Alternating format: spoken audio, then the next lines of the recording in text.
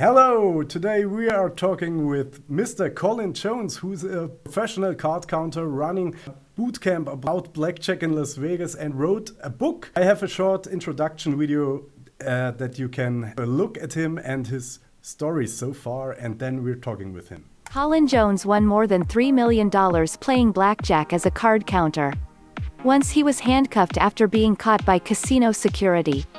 After release, the policeman asked him about his website address, which is Blackjack-Apprenticeship.com, where Colin and his team teach card counting as a business.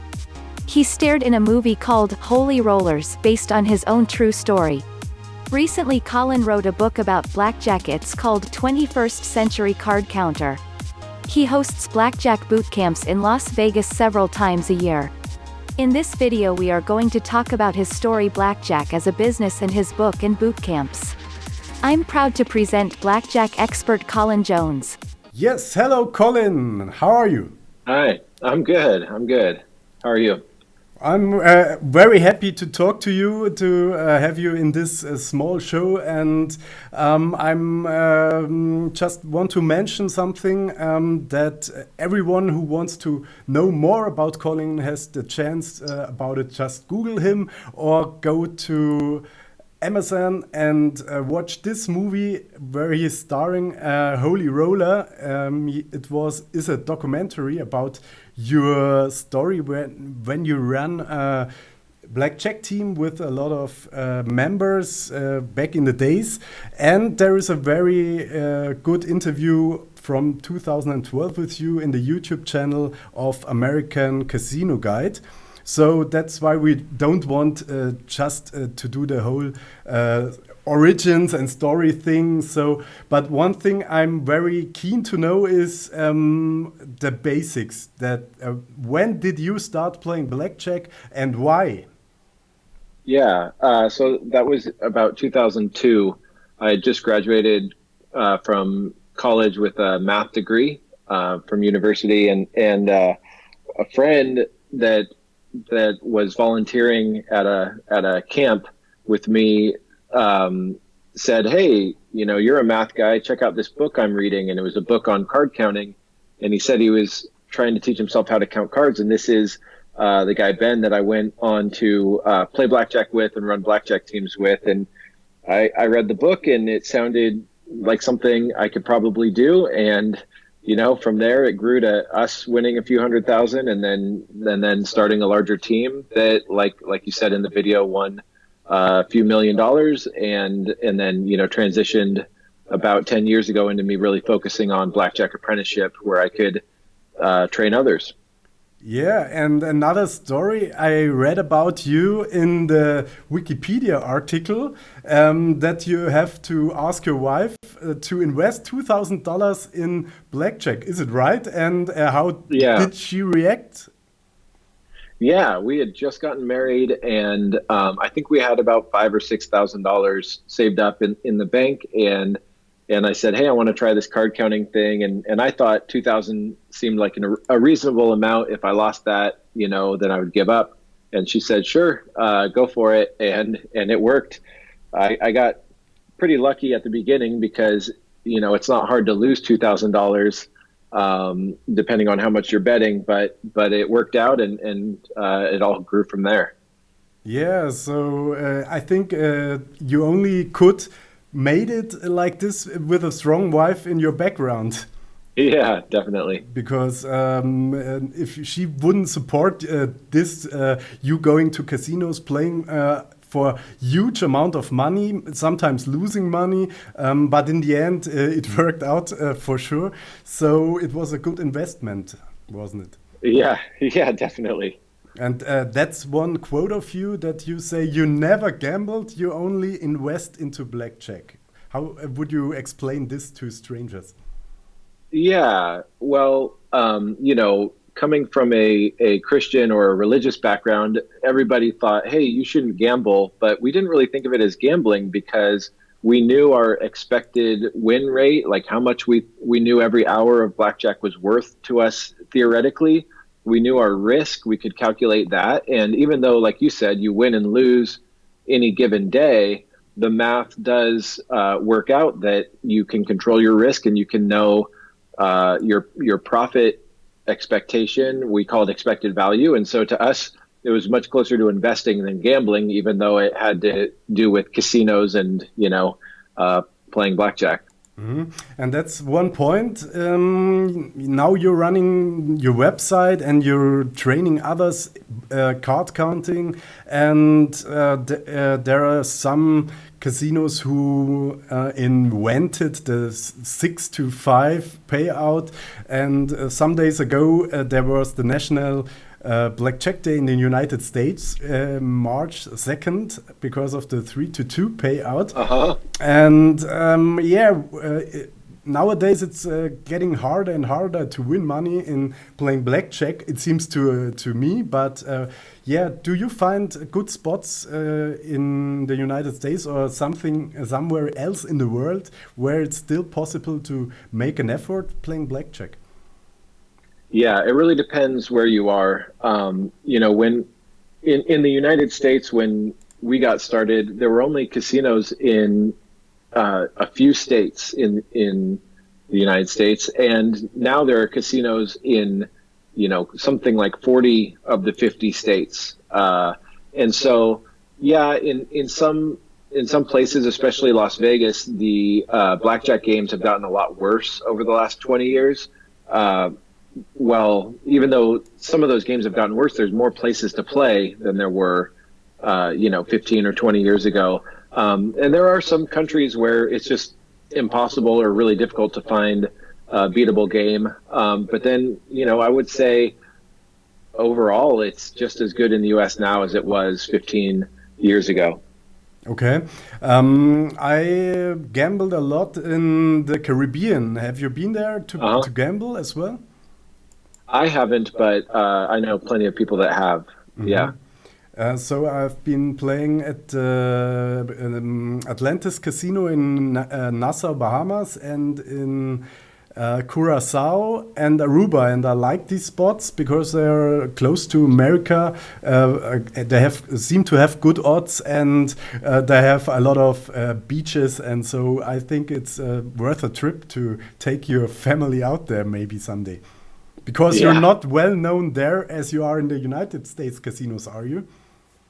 I don't know. But you know what? I can still play in the United States. I played 100 hours in the last year or so. And I could have played more. I just don't really have time for it.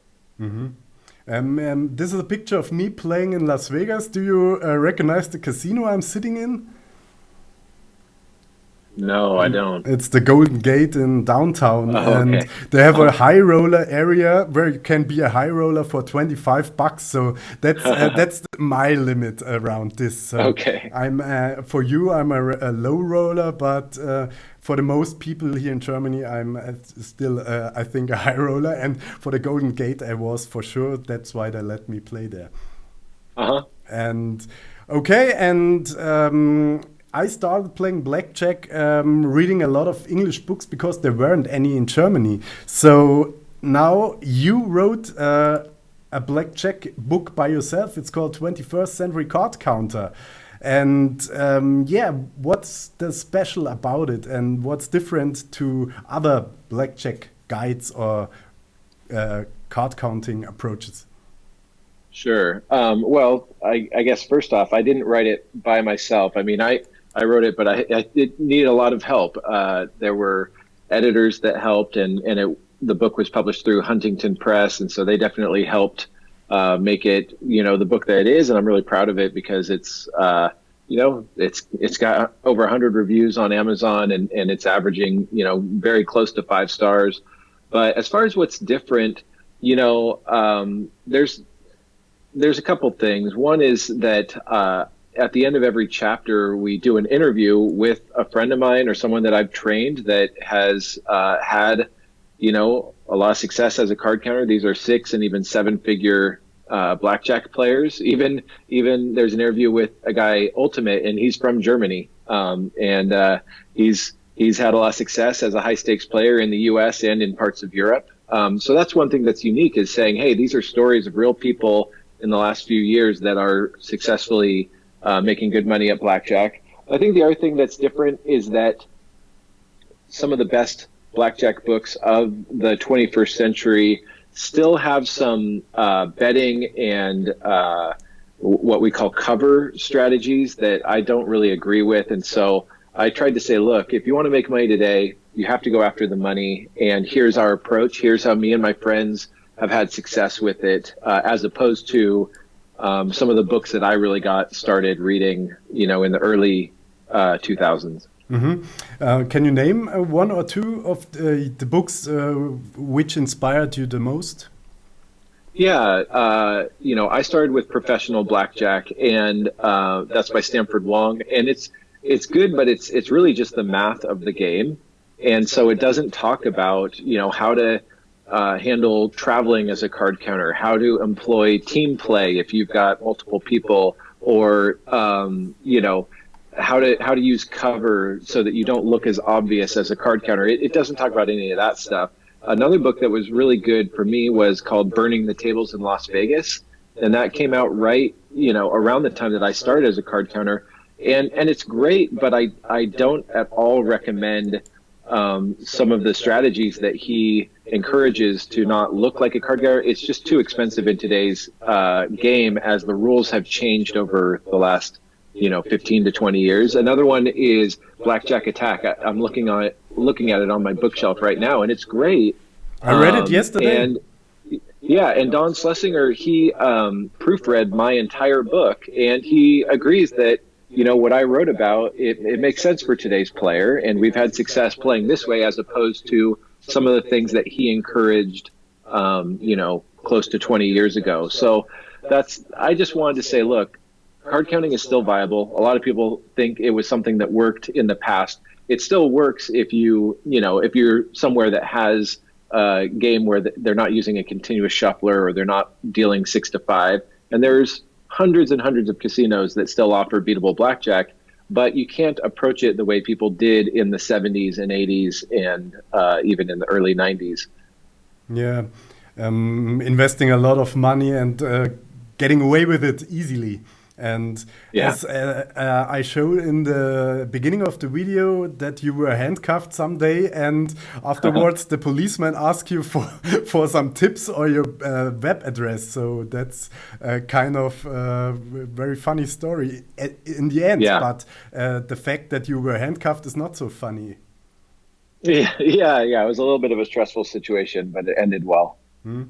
And so the most myth about blackjack is always, is it legal to play blackjack? Of course, is it legal to card counts? Yeah, you use your brain. And the other thing is that you have to have money for it. And when you started out, you had your $2,000 bankroll, and you were lucky not to lose it. And on the other hand, what would you suggest if someone visits your bootcamp, which we talk about in a minute, but what would you suggest to have in your pocket to play and start successfully blackjack? Yeah, I mean, it depends on the games you have access to. If it's a $25 table like you were talking about, you're going to need a much larger bankroll than if you can play a $10 table. But, it's really hard to start as a card counter with less than $3,000. I think $5,000 is going to be a lot better. And if you have $10,000, then you can keep your risk even lower. But, just as important as the size of your bankroll is that you have a perfect game. You can't expect to make money if you're 80% accurate or 90% accurate or even 95% accurate. You have to be at or incredibly close to 100% accurate to expect to beat the game. And I think that most people just don't take the time, the time and the energy needed to be a 100% perfect blackjack player. Mm-hmm. And that's the point you teach in your bootcamp in Vegas, do you?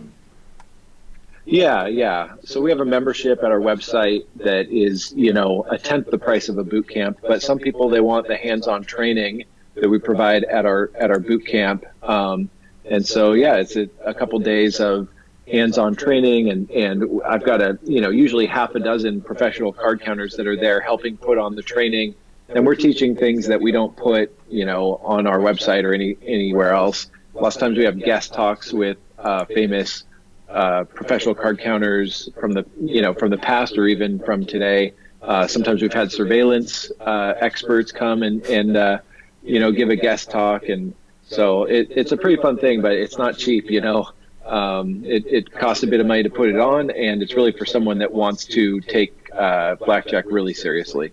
Yeah, and it's definitely on my bucket list if my wife allows me to go there and to invest in it. But I, to be honest, I don't have the time to be a professional card counter. So for me, it's a very upscale hobby, and that's why, that's a thing I really would love to do someday. And I wish you the best for your boot camps in the future. And the next one is in May, I think. Yeah, we have one in April, but it's already full. And then there's going to be one at the very end of May. And it's I think there's 7 spots left as of today. So it'll probably be full within the next, few weeks. Okay, then I wish you the best. And if someone wants to really get close to blackjack and learn the most special details, can go to my website. But if someone is a native speaker in English, better go to Colin on blackjack-apprenticeship.com. And you get all the informations. I will for sure have a look at your book if it's available in Germany. What's not at the moment, so I have to import it via several sources, but I will. And you can follow Colin on his YouTube channel, Blackjack Apprenticeship, where he has 159,000 followers. Great thing. So blackjack is a big thing in the United States. Still it is, and I hope it will be in the future, so that the casinos won't close down the narrow edge for the future. So if you like more blackjack videos in this channel, then comment about this, ask questions. Maybe Colin can answer them in his channel someday, or even did. And you can like and subscribe. Thanks for watching. Have a good one. And thanks for having you here and for your time, Colin. Yeah, my pleasure. Thank you. Bye.